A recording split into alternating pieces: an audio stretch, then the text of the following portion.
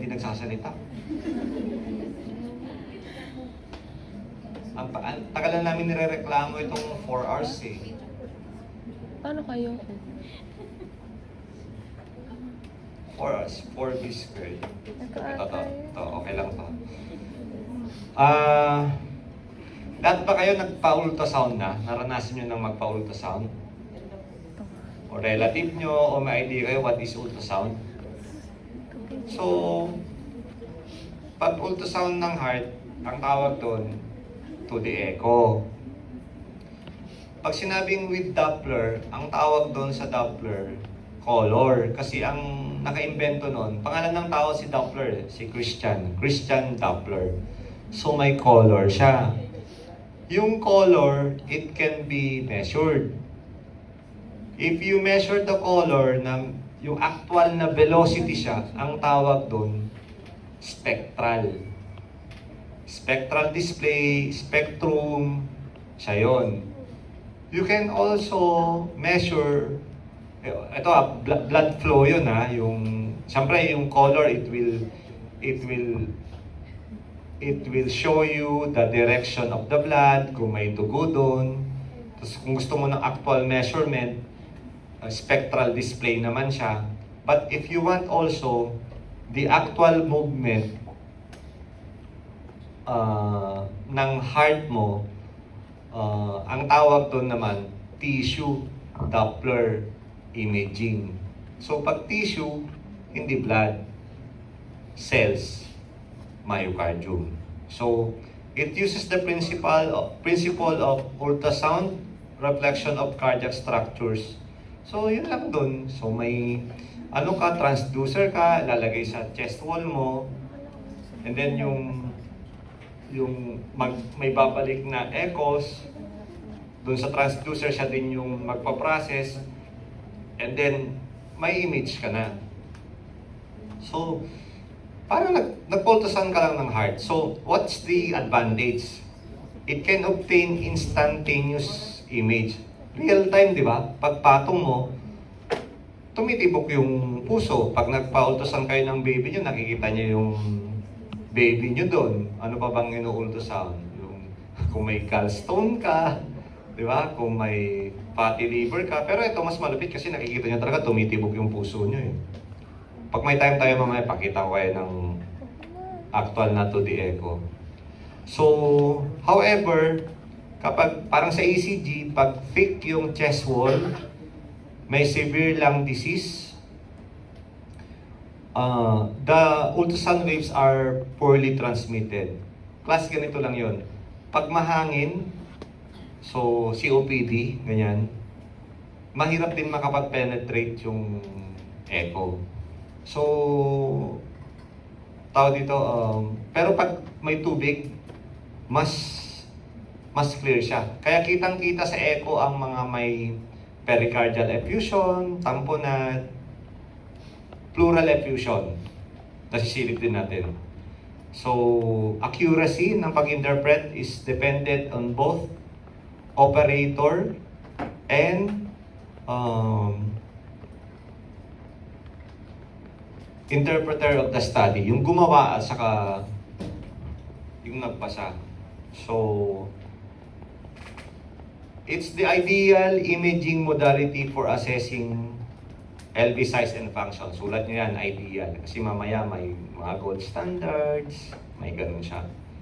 So, modality of choice for HOCM o yung hypertrophic obstructive cardiomyopathy o yung HCM.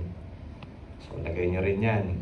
So, eto, pakita ko lang sa inyo, focus lang kayo dun sa LV.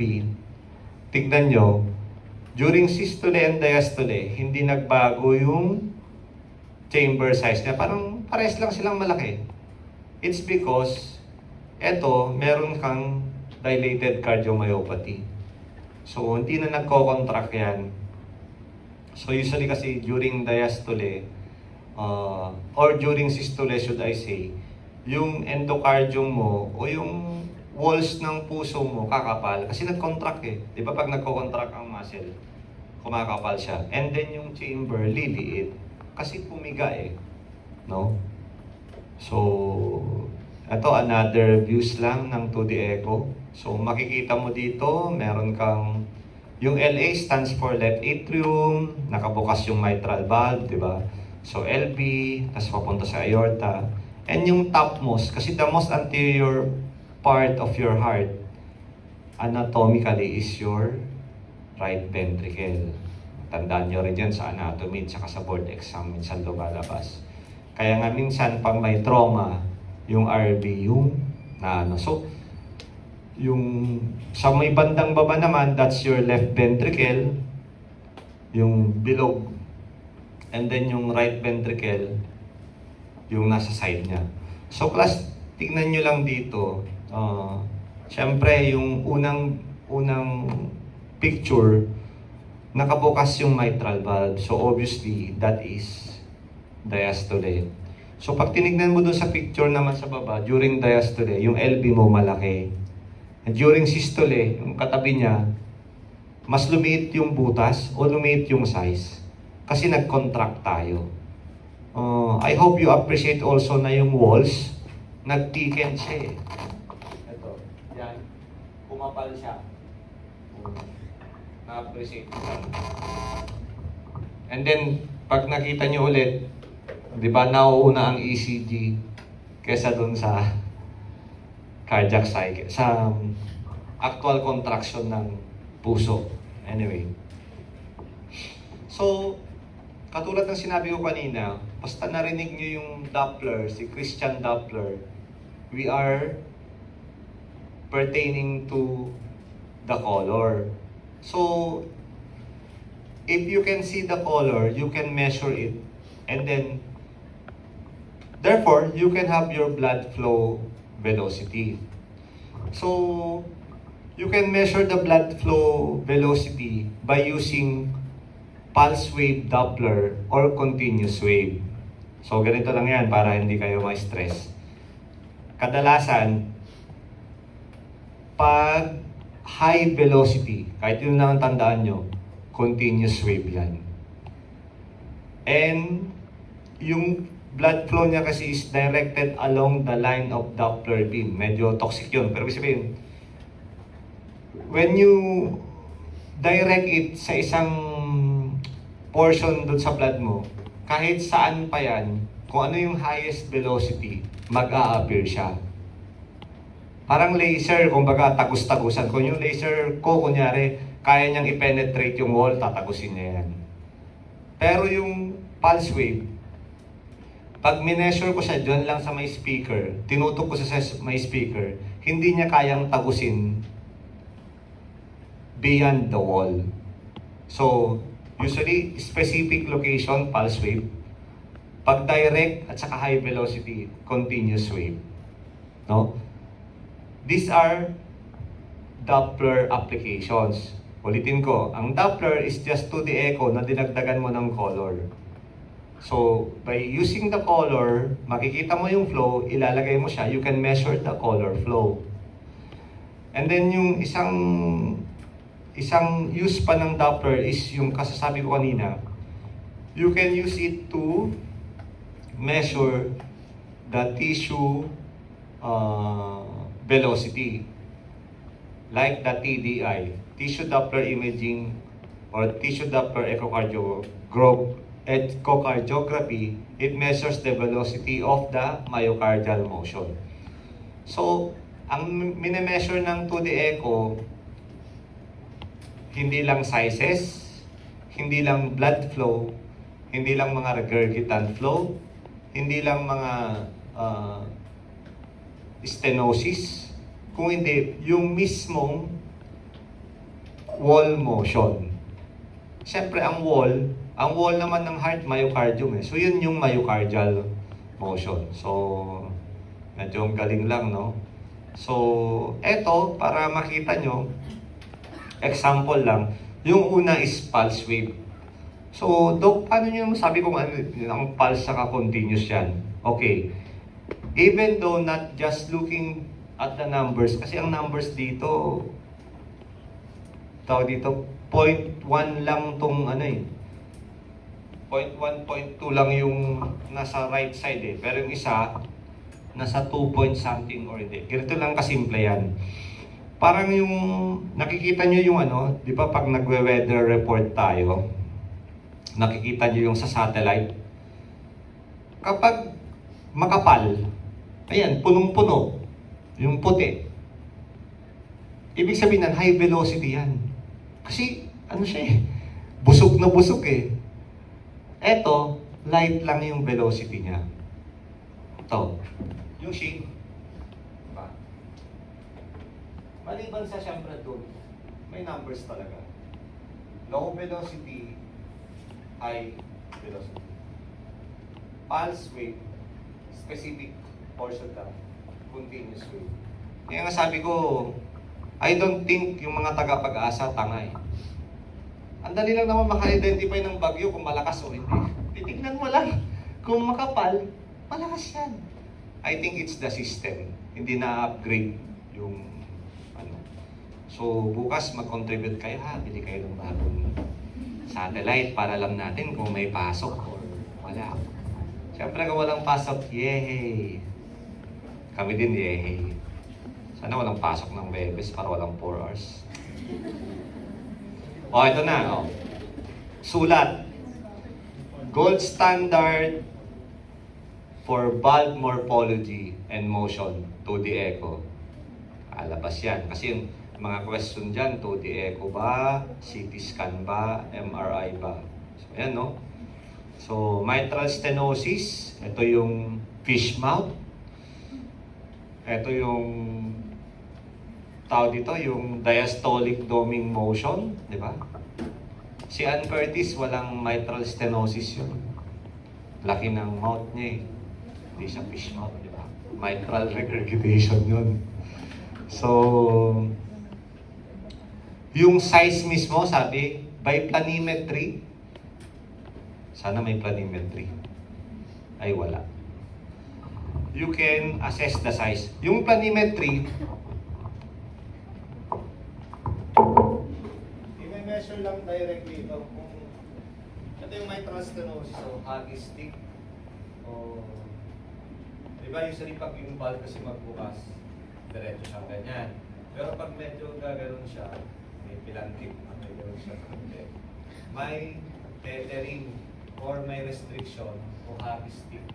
Hindi nagbubukas kasi dapat gano'n din, ganyan lang siya, may mitral stenosis. So ito yung isang view, naka-side view ba? Ito, naka-front view ba? So, ito siya. Pwede mo siyang i-measure dito. Yan, mapaikutan mo yan. Lalabas yan, 1.5. O, 1, less than 1. Kasi mild, moderate, severe siya. Tapos, class kung papansin nyo rin, dito, kita nyo tabingi yung smile niya. If you can look closely dito, parang may slit. Pansin nyo to, may slit. Dito sa kabila wala. Hindi siya talaga bilog eh. So, ano ba? Eto kasi, bukas siya. Kasi hanggang sa dulo, kumbaga yung slit mo, punit na punit. Dito, parang bumilog siya. Kasi, eto yun, parang pabilog din. Pag eto kasi bukas na bukas, hanggang sa dulo, open yung slit niya. So anyway, sa mitral stenosis kasi kitang-kita sa 2D echo. Again, gold standard ng valve morphology and motion is 2D echo. So, galing. Imaging modality of choice din siya to detect pericardial effusion. Sabi ko kanina, di ba? Ang galing niyang makapag-detect ng mga fluids. Wag lang hangin. So, pag meron kang pericardial effusion, hindi lang yung black.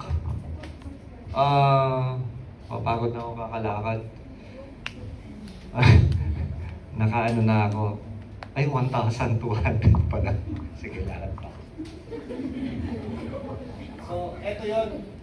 Hindi na kasama sa puso yan eh. Di ba? LA at saka LB lang dapat. May kabit siya. Late joke lang. Yun yung pericardial effusion. Yung mas malaki pang black, sa may bandang baba yung background mismo. siyang muumuo, no? So, eto lang, pero hindi naman siguro lalabas din. Pag may pericardial effusion ka o tamponad, di ba? Dilated yung IVC mo, right atrial collapse, and then right ventricular collapse. So, una mo nang magko-collapse yung right atrial mo kasi in tamponad, there are equalization of pressures, di ba? So, actually, pare-parehas sila. Pero, una ka magko-collapse sa right atrium kasi mas mababa ang pressures ng atrium compared sa ventricle. Mas mababa din ang pressures ng right side compared sa left side.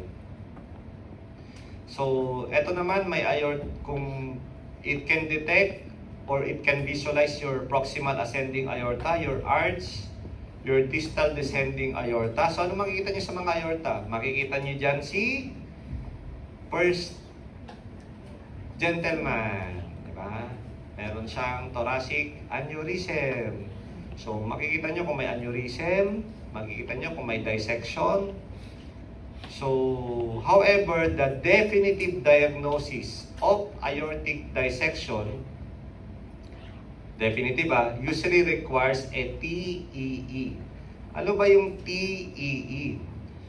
Ang TEE stands for Trans-Esophageal Echocardiogram. Yan kasi, yung mga pinakikita natin dyan, trans-thoracic, yung pinapatol lang, trans-thoracic, true thorax. Yung isa trans, true esophageal. Para kang nag-endoscopy, upper endoscopy. Pero syempre, dito ko lang sa may esophageal area kasi nandito yung heart natin eh. Pag diniretso mo pa yun, gastro na yun. Di ba? So, pag definitive in 2D echo, you can see or transthoracic echo, you can see aortic dissection. But if you want a definitive diagnosis, you still use 2D echo, but through transesophageal route, yung TEE. So, baliktad no, ito yung Doppler ulit kanina. Don't be confused yung Doppler kanina na ginamit dun sa pulse wave Doppler, sa continuous wave Doppler, iisa lang yan. Using the technology introduced by Christian Doppler, nilagyan lang niya yan ng kulay. Kaya color Doppler talaga yan. So, it uses ultrasound reflecting the movement of red blood cells. So, ang galing ng 2D echo, no? Alam niya kung saan pupunta yung blood flow mo. So, kung may mitral regurgitation ka o insufficiency, makikita niya. Kung may shunt, makikita niya. Pag may turbulence, makikita din niya. So, when you use it, so, basta narinig nyo to color, Doppler, pare-parehas. Pag mineasure mo yung color, spectral. Pero spectral Doppler pa rin yun. Yung mga terminologies, huwag nyo makalimutan para hindi kayo malito. So, may plain na 2D echo, walang color yon. Pero usually 2D echo with Doppler, may color yon. Pag mineasure mo yung color, spectral display siya, ang tawag doon. Pag in-spectral display mo siya, lalabas doon kung pulse wave or continuous wave yung gagamitin mo. Pag sinabi natin pulse wave or continuous wave, it's just a way kung ano yung gagamitin mong pang-measure doon sa gusto mong i-measure. So if you think high velocity siya, continuous wave. Pag doon ka lang sa specific area, pulse wave. O malinaw So ngayon, naglagay tayo ng color flow. So eto daw ibig sabihin yan. May dalawang standard na kulay, red and blue.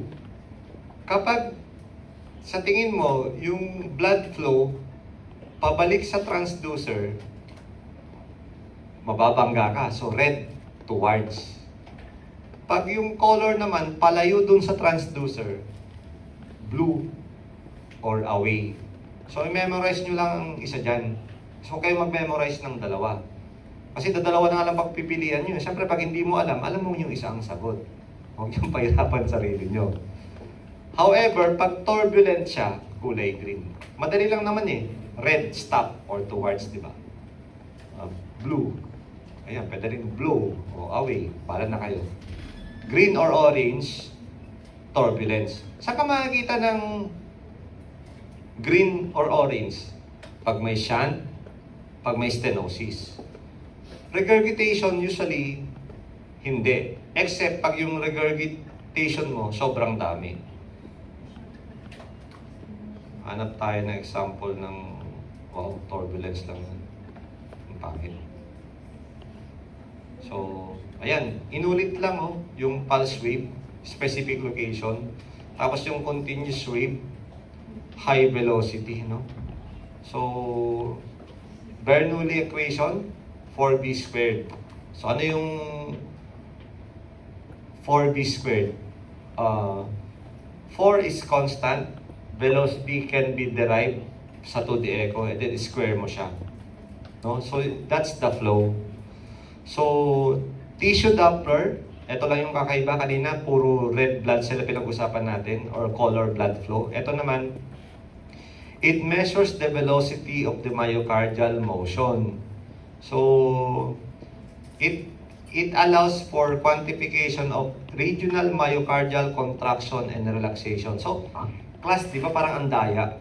Pwede mong i-measure lang yung wall motion, yung using tissue Doppler. Makikita mo kung nagko-contract pa siya adequately or nagre-relax siya. So, parang mas okay pa to kaysa kay pressure volume loop. Mag-analyze ka pa dun, eto, numbers lang, meron na. Hindi ko na sabihin yung mga numbers kasi may mga standards yan. So,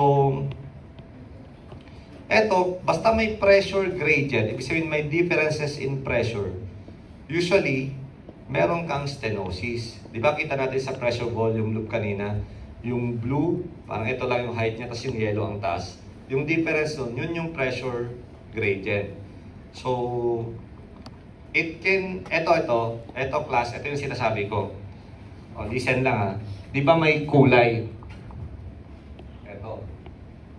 That's your color echo. Pero nung ginamitan mo siya ng measurement, ito. Yan yung spectral display.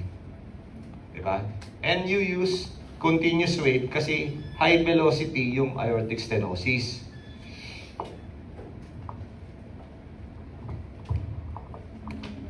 So, tingin nyo ba, ano ba to? Hulaan nyo lang. Tingin nyo yung aortic stenosis. Severe ba to or mild kaya? Severe kasi halos maputi. Diba? So, kung maputi, ibig sabihin, punong-puno siya, kulay na kulay siya, ang daming blood nun. So, pwede mo siyang magamit to assess valvular regurgitation. Kasi syempre makikita mo na yung color flow eh. So, ito medyo toxic lang. I think this is mitral regurgitation. Yan, severe MR nga. Pero sayang na, sobra namang pina-appreciate natin. This is a mosaic flow. This is a turbulent flow. Pero sabi kanina, green. Nasaan yung green dyan? I think para sa akin, nakikita ko dyan, red, blue, saka orange. So in practice talaga, hindi naman kami nakikita ng green. Ewan ko ba dito, bakit green yung... Green-minded siguro yung gumawa. Nasaan na yung sinabing green? Hanapin nyo na lang, basta may green yan kanini. Ayun nga, green, no? Pero usually orange lang eh. So, it can also use intracardiac pressures. Ang tandaan nyo lang dito, yung tricuspid regurgitant jet is a reflection of your pulmonary artery systolic pressure. Sulat nyo yan. Di ba? Kailan pa nagkakaroon ng TR regurgitation? During systole o diastole? TR regurgitation. TR. TR na nga eh. Ano? Systole, diastole? So, bago ka magkaroon ng TR, dapat ang iyong tricuspid ay sarado. Tama? Okay lang ba sa sarado? Systole o diastole? Ano na? Kailan sarado ang tricuspid nyo? Systole, diastole? Systole. Kasi kung bukas yan, diastole yan. Oh. Ang pulmonary artery, systolic pressure. Kailan ba nagbubukas ang pulmonary artery mo? Systole, diastole? Pulmonary artery. Pulmonic valve na lang, kailan nagbubukas? Systole, diastole? Ulo, iba-iba puso nyo. Hindi nyo maintindihan ang puso nyo. Class, ulitin ko lang ha. Yung aortic at saka pulmonic, parehas lang sila sa timing. Yung tricuspid saka mitral, parehas lang sila. Kaya pag medyo ayaw yung malito, isipin nyo na lang yung cardiac cycle dun sa side ng aortic saka mitral. So, kailan bukas ang aortic valve? Siyempre, systole. So, kailan bukas ang pulmonic valve? Siyempre, systole. So, kung bukas ang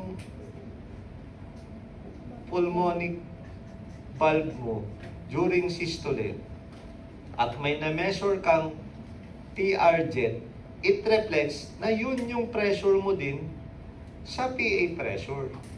Na-gets nyo? Paano ba natin i-relate yun? Na parang na ito. Medyo mahirap, pero yung 1 kilong pako at saka 1 kilong bigas, parehas lang silang 1 kilo. So yung pressure na nagda-drive to open your pulmonary artery is the same pressure that drives also or nagtatry na buksan yung saradong tricuspid mo. So, class, yung echo kasi, ang name-measure niya, yung tricuspid regurgitant jet, yung TR, hindi yung PASP. So, they can assume that your TR reflects your PA pressure. Lumalabas yan lagi. And kahit pagtanda nyo na, kailangan nyo maintindihan yan. So, ewan ko. Pero flow is the product of the cross-sectional area times velocity. So, flow or Q equals CSA times velocity. Yung CSA, kung gusto nyo magpaka-off-off, yung 0.785 times diameter squared, o yun yung 3.1416. Pero wag na. Enough na lang siguro na alam nyo na ang flow is product, diba? So, times. Flow equals CSA times velocity. Kung walang velocity, pwedeng VTI. Yung mga may lumang civic, VTI, yung unang may BTEC. Or velocity time integral. Okay? So, puro systole yun. Sa diastole naman, makikita mo rin or ma-measure mo rin yung velocity during diastole, which includes relaxation, the driving force across the valve, and the compliance of the ventricle. Plus yung compliance, dalawang beses na natin in-apply dito. Una, yung pressure volume loop, nalala nyo? Yung compliance dapat sobrang flat. Diba sa may bandang baba? So dito din, pwede din nating ma-measure through flows yung diastolic feeling. So systole and diastole, yung hemodynamics ng puso, pinakamaganda talaga is to the echo. So congenital heart disease, it can detect, pwede ko kang makita, so it can detect shunts or conduits. Kapag yung mga naoperahan naman, pwede mo ma-evaluate. So pwede kang makakita ng, di ba? Sabi natin kanina, the 2D echo is the gold standard for valve morphology and motion. So makikita mo kung do you have stenosis or regurgitation. So ASD, or atrial septal defect. So obviously, no, may turbulence ulit sa may bandang taas. So para ma-orient lang kayo, yung pinakataas, di ba dalawang ano yan? Dalawang division yan kung napapansin nyo. Isang malaking malaki sa baba at saka medyo may maliit na naiipit doon sa taas. Ito, yung isang chamber. Ito yung isa pang chamber. So, ang taas nito, liver. Kasi right atrium. Right atrium to eh. Left atrium to. So, kung may butas sila, atrial septal defect. So, kita nyo ha?